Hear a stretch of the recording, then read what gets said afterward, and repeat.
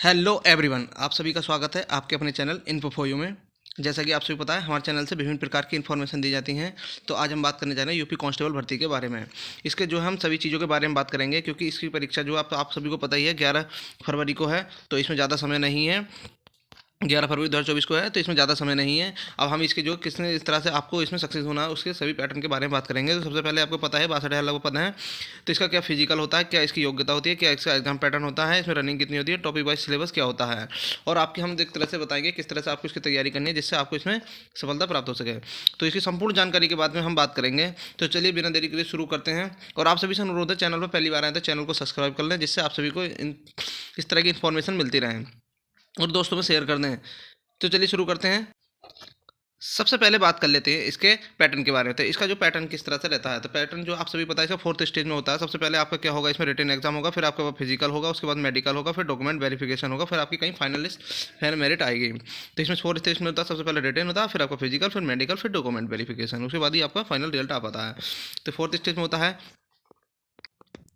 अब बात कर लेते हैं इसके सिलेबस पैटर्न पर। तो सिलेबस पैटर्न में किस तरह से क्या रहता है, तो सबसे पहले आपके इसमें क्या आती है, जनरल नॉलेज आती है जो 38 नंबर के क्वेश्चन होते हैं। जनरल हिंदी आती है 37 नंबर क्वेश्चन होते हैं। Numerical and mental ability 38 question होते हैं। मेंटल एप्टीट्यूड आईक्यू और रीजनिंग एबिलिटी कितने 37 क्वेश्चन होते हैं। टोटल 150 क्वेश्चन होते हैं इसमें। और का टॉपिक वाइज भी सिलेबस हम बाद में बात करेंगे। उससे पहले आपको बता दें इसका फिजिकल क्या रहता है। तो फिजिकल टाइप में आपको सबसे पहले होती है रनिंग। रनिंग में कितना होता है इसका, तो मेल के लिए जो है लगभग यानी कि 4800 मीटर होता है, और जब 4.8 किलोमीटर होता है। अच्छा हाँ, ये 25 मिनट में होती है, जबकि फीमेल्स के लिए होती है 2.4 किलोमीटर यानी कि 2400 मीटर और 14 मिनट में होता है ये इनके लिए। तो मेल के लिए कितना होता है, 4800 मीटर होता है, जबकि फीमेल के लिए 2400 मीटर होता है। अब बात कर लेते हैं इसकी हाइट की, या फिजिकल क्या रहता है इसका एक तरह से।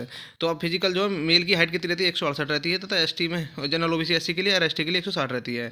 फीमेल में वही 152 रहती है, तथा एसटी के लिए 157 रहती है। चेस्ट जो है 79 to 84 होना चाहिए, और तथा एसटी के लिए 79 82 होना चाहिए। वेट का मेल के लिए कोई वो नहीं है, जबकि फीमेल का वेट जो कितना होना चाहिए 40 kg होना चाहिए मिनिमम। अब बात कर लेते हैं इसके सिलेबस के टॉपिक वाइज पर। तो ये इसका टॉपिक वाइज सिलेबस आ गया है। तो सबसे पहले बात कर लेते हैं सामान्य ज्ञान की। इसमें जो सामान्य ज्ञान में क्या होगा, आपको भारत का विज्ञान आएगी, इतिहास आएगा, संविधान आएगा, अर्थशास्त्र आएगा, कृषि आएगी, वाणिज्य व्यापार आएगा, तथा पर्यावरण आएगा, भारत का भूगोल, विश्व का भूगोल, प्राकृतिक संसाधन, विश्व संस्कृति, शिक्षा, सामाजिक एवं आंतरिक सुरक्षावाद, आतंकवाद, राजस्व, पुलिस से संबंधित भी प्रश्न आएंगे, तथा राष्ट्रीय अंतर्राष्ट्रीय संगठन का विमुद्रीकरण, साइबर क्राइम और सेवा कर पुरस्कार, राजधानी मुद्राएं, दिवस, अनुसंधान, खोज, पुस्तकें और उनके लेखक आएंगे, तथा कम्युनिकेशन भी आएगा। तो ये सारा हो गया जीएस का पोर्शन हो गया। अब बात कर लेते हैं हिंदी की। तो हिंदी में आपकी क्या आएंगे, हिंदी में जो है संबंधित भाषाएं आएंगी, किस तरह की भाषाएं हैं, और मौलिक हिंदी के वर्णमाला से संबंधित क्वेश्चन आएंगे। तत्सम तत्व पर्यायवाची विलोम अनेकार्थी वाक्यांश के लिए के शब्द, और क्या होता है भिन्नगार्थक शब्द आएंगे, अशुद्ध शुद्ध करना आएंगे, लिंग वचन कारक सर्वनाम विशेषण क्रिया काल वाच्य अव्यय उपसर्ग प्रत्यय संधि समास ब्राह्मचिन्ह मुहावरे लोकोक्तियाँ रस छंद अलंकार, और तुम्हारे अपठित यानी कि गद्यांश भी आ सकते हैं। और इसमें रचनाएं आएंगी और पुरस्कार आएंगे, और इसमें विविध यानी कुछ और एक्स्ट्रा भी आएगा। अब बात कर लेते हैं आपकी न्यूमेरिकल एंड मेंटल एबिलिटी के लिए। तो इसमें सीधे सीधा संख्या पद्धति यानी कि आएंगे, सरलीकरण आएगा मैथ में, और इसमें दशमलव भिन्न आएंगे, महत्व सामर्थ्य लालसेम एलसीएम आएगा, तथा और अनुपात समानुपात यानी रेशियो एंड प्रोपोर्शन आएगा, तथा प्रतिशत यानी परसेंटेज, प्रॉफिट लॉस आएगा, डिस्काउंट छूट आएगा, साधारण ब्याज, simple interest and compound interest, चक्रवर्ती ब्याज आएगा, तथा पार्टनरशिप भागीदारी, तथा एवरेज औसत आएगा, वर्क एंड टाइम आएगा, समय एंड टाइम एंड डिस्टेंस दूरी समय दूरी आएगा, और तुम्हारा ट्रैवल एंड ग्राफ भी आएंगे कुछ। अच्छा हाँ, तो मेंसुरेशंस भी आएंगे, और मेंसुरेशंस में आपके कौन से इसमें दे रखे हैं, और अंगणित गणित विश्लेषण में कार्य आएगा। तो ये सब मैथ में इंपॉर्टेंट है जो हाई स्कूल लेवल के तक के मैथ होता है। अब बात कर लें आपकी मानसिक योग्यता। इसमें क्या क्या आएंगे, इसमें रीजनिंग में आपके तरह मेंटल एबिलिटी में तार्किक आरेख संकेत संबंधी परीक्षण आएंगे, प्रत्यक्ष ज्ञान बोध आएगा, रचना संबंधी परीक्षण, श्रृंखला आएगी। ये रीजनिंग के टॉपिक हैं सब। शब्द एवं वर्णमाला से संबंधित आएंगे, व्यवहारिक आंकड़े आएंगे, दिशा एवं ज्ञान परीक्षण आएगा, और तार्किक विषय प्रभावी तर्क आएंगे। अब बात कर लेते हैं 4th नंबर पर मानसिक अभिरुचि उपलब्धि एंड तार्किक क्षमता से संबंधित। तो इसमें क्या निम्नलिखित में से जनहित के मुद्दे क्या होते हैं, कानून से संबंधी व्यवस्था किस तरह से होती है, सांप्रदायिक प्रभाव किस तरह से होता है, अपराध के नियंत्रण कैसे किया जाता है, अनुकूलन की क्षमता आएगी, बौद्धिक स्तर पर पुलिस प्रणाली क्या है, पुलिस के मुद्दे क्या कौन से कानून व्यवस्था के लिए। अब आईक्यू यानी बुद्धि लेवल से संबंधित भी कुछ क्वेश्चन आएंगे।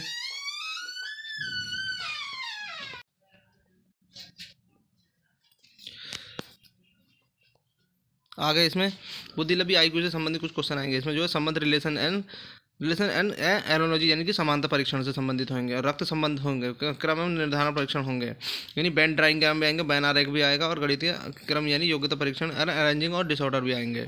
अब बात करते हैं तार्किक क्षमता में क्या एनालॉजी, एनालॉजी आएगा, हाँ सिमिलरिटी यानी समानता आएंगे, डिस्टेंस यानी भिन्नता भी आएगा, और खाली स्थान भरने को भी आएंगे, प्रॉब्लम सॉल्विंग प्रश्न भी आएंगे। तो इस तरह से ये आपका रीजनिंग के टॉपिक थे। तो हिंदी, मैथ, रीजनिंग और जीए के, ये आपके 4 टॉपिक्स हैं इसमें। हम बात कर लेते हैं आपको इसकी तैयारी किस तरह से करनी है।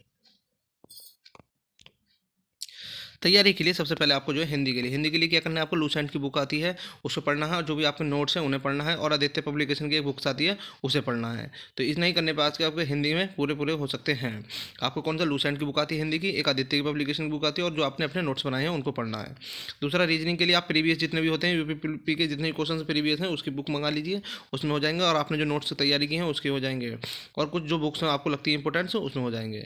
अब बात कर लेते हैं मैथ के लिए। तो मैथ के लिए प्रीवियस में वही क्वेश्चन होंगे, उसी के आधार पर आपको तैयारी करनी है, और एस डी यादव की बुक आती है कार्य सर्कल वाली, उसको कर लेनी है। नेक्स्ट जीके के लिए आपको क्या करना है, आपको एक टॉपिक वाइज जो दे रखा है उसके सिलेबस के अकॉर्डिंग आपको टॉपिक की तैयारी करनी है। दूसरा, उसके लिए लॉस एंड ऑब्जेक्टिव की बुक आती है, सबसे महत्वपूर्ण बुक है, और आपके नोट्स जो भी इसमें होंगे, क्योंकि सबसे पहले नोट्स ही आपके सबसे पहले आपको नोट्स ही आगे ले जाएंगे।